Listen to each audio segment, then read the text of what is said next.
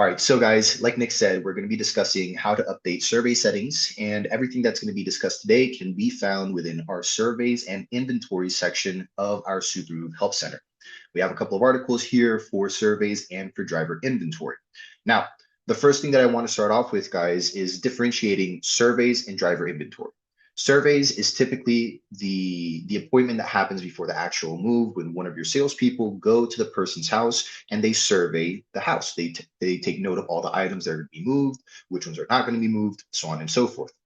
Driver inventory is when the crew members, when they're on site through their tablets, they do that same step, but this is typically done, like I said, on site with the movers prior to the move happening that same day.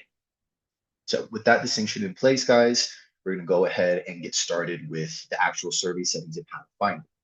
So to start off with, we need to go to settings, which is the gear icon on the top right. Once we're here, we're going to scroll all the way to the very bottom where we can see the inventory button right here. We're going to click on where it says manage inventory. And as you can see, we have two tabs. We have one for general and then libraries.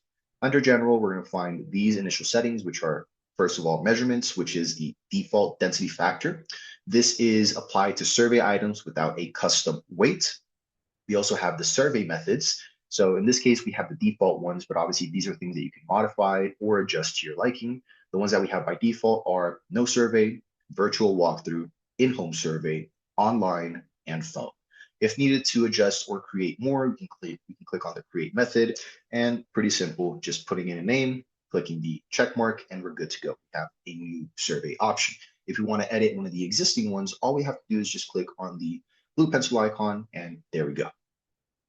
And then lastly, we have also the sales calendar option. This is one of our newest integrations that we just recently rolled out.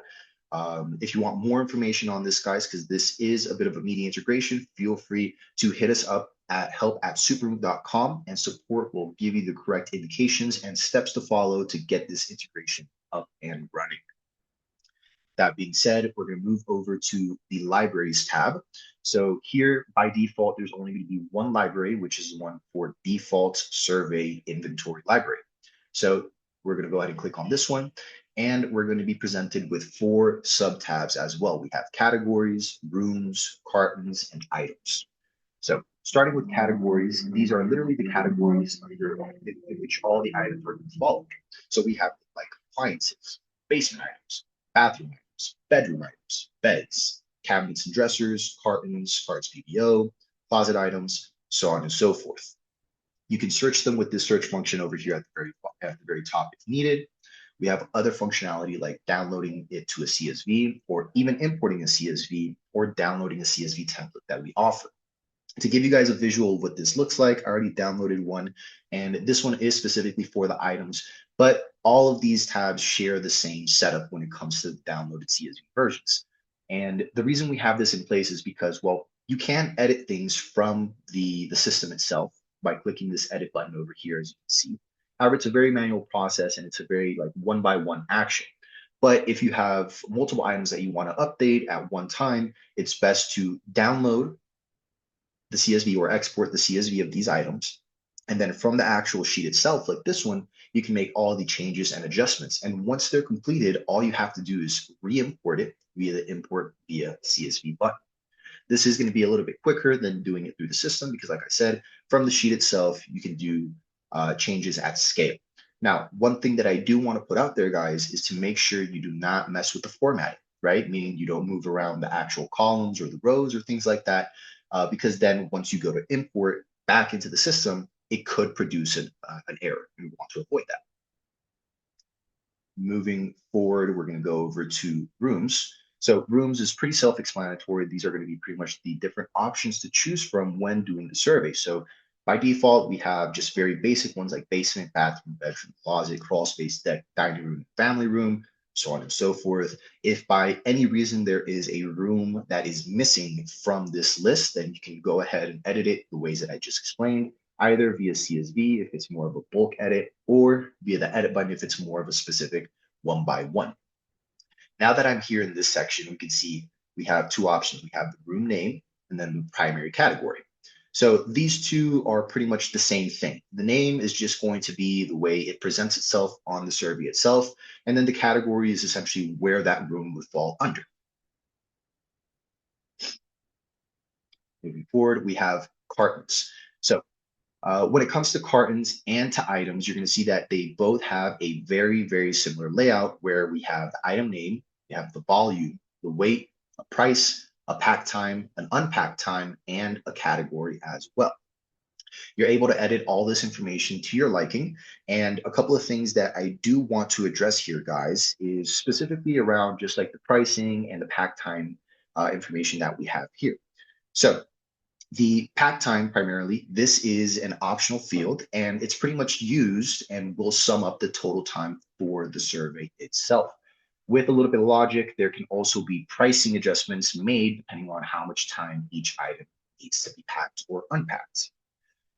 Like I said, yeah, there's going to be billing variables and formulas used to create this on the back end. So that way, when you're pricing things out via the packing services bill template, that information is going to go ahead and factor in. And as we can see, this both applies for the cartons and the items as well. If we click edit, here we can see that we can update pretty much everything that we were just presented with. We can update the names, the volume, the weight, the price, pack time, unpacked time categories. One thing I do want to cover here, guys, is this option right here. So as we can see, this is telling us if we want to link it to volume. If we click on it, then it unlinks it from the volume itself. And this is where, if we go back to this section over here, the default density factor comes in. All right, so that little kind of like pay-per-click icon that we just saw, that is directly tied to this section right here. And when it comes to, get back to where it was, make any changes or edits, if it is not linked, we can make edits. If it is linked, then as you can see, we are not able to make any changes or edits to the actual data itself. That's because, again, it's taking into consideration that density factor that we just saw in the previous page. When it comes to these pricing, guys, we can add the prices of our cartons if needed. So here, if we wanted to make this $5, it's just simple as doing that. If we want to make this $4, just simple as doing that as well. And obviously, the most important thing here, guys, is once we're done making all the needed edits, we need to make sure we click Save Changes. So that way it actually applies, as we can see. So this one, the carton section, the name kind of says it. This is typically just for cartons, boxes, any type of packing material in general. When we go over to the items, these are the actual items that you're going to most likely find in a person's home. So we have a pretty decent list, I would say, pretty extensive with pretty much, I would say, almost any item that you could topple yourself with when doing a survey at a customer's home. However, you still, once again, have the option to make any types of edits, any types of additions to this list, just in case we maybe missed something that you maybe came across in your last couple of surveys. Again, the recommendation when it comes to update this, if it's in bulk, exporting it and then re-importing it. If it's just a couple of items or maybe a couple of one-offs that we're going to be editing, then from the actual edit button, we can make these changes like such. Pretty simple and pretty straight. Now, couple of other important items that I do want to cover. So when it comes to the billing of, let's say, the items that are being either moved, packed, or the materials that are going to be used for the survey itself, most customers choose to use only one of the following processes for billing when related to surveys. Some customers will bill by total weight. Some other customers will bill by total volume. Others will bill by or per item, meaning like the packing services bill like I mentioned earlier. And then other customers will bill by time. That's where the pack and unpack time comes into play. We've never seen cases where customers use more than one of these workflows. So typically, like I said, it's just one or the other. And with that being said, guys, today's session was a very quick one because as we can see, the survey settings, they're very, very small and not that intricate, which is a good thing. So for now, guys, we're going to leave these last couple of minutes that we have here for Q&A. So if you do have any Q&A, guys, make sure to start using the Q&A button at the very bottom, and we're going to start answering those questions here live.